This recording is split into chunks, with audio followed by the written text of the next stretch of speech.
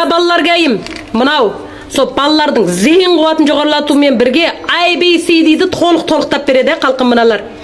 Кешеден бері ана бір Ерсай ханымды бір азырақ тіл тигізіп қойыпты екен, дойында қолы болып, менің архивімда 7 адамның қабырын қазбады, одан бергісін қазып жатыр.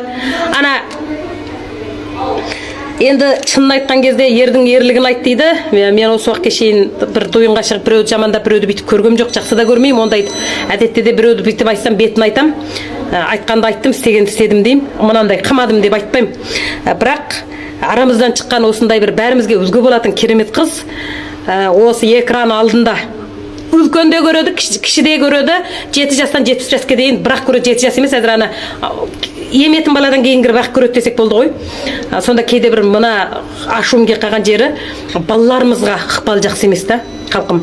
Бүйтіп ойлайды ғой, енді мына табысқа жеткен адам өстіп аузын бұзатын болып осындай үйреніп кетеді екен деп дойындандай нәрсе шыққаннан кейін, мысалы сіз семьяда баланы жаман сөз айтпай тәрбиелесеңіз, балалар өмірінде мысалы жаман сөздің не екенін де түсінбейді ғой.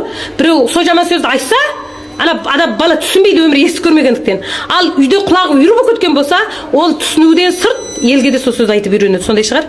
Соған әрбір нәрсе отбасынан басталады. Мына балалар гайын айтып жатырмын, балалардың зейін қуаты, баланың мынау әуел абысызысымен қосып толықтайды, 75-ке 2 құты, мынау 65-ке 3 құты. Бұл гай тешін, мырыш, темір синік бірақ толықтайды. Сол синік толықтанса адамның миы, мысалы палектің құрамында не дейміз ғой, балаларды осындай уағында жақсы витаминін толықтабасаңыз, кейін мысалы әлгі мөдессіз шаш ағару, мөдессіз гай кемшілдіктің алдын алуға болады. Әрі осы кезде толықтап боласыз да. Мысалы кейде айтамыз ғой, баламызды әлем болсын деп, ұрпағымен адам мақтанамыз деп. Мысалы Ерсайдың өзі баласын әлгі қанша 150 мың сомдық мектепке оқытты дейміз ба? Бірақ үйде ана тәрбие. Ана жігітпен құшақтасып сүйісіп экранда соны баласы көрмей ма? Бір күндері шешесінің бетінен алмай ма? Өзіңше деп, соған алдымен әкең ғалым болса да дейді, әлгі тәрбиені дезектерден анаңнан аласың деп неге айтады?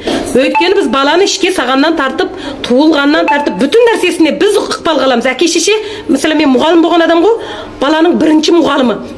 Баланы тәрбиелеудің қажеті жоқ, алдымен өзіңді тәрбиелесең, ол не үшін айтады? Құс ұядан нені көрсе ұшқанда соны алады деп. Менің неғып жатқаным неге ашуланам? Өйткені біздің балаларымыз сондай жаман ықпал, жаман сөзді естімесін, көрмесін деп отырмыз ғой. Ал анау өтші. Ол ел байыма, неғылама маған қажет жоқ. Менікі өзіме жетіп асады.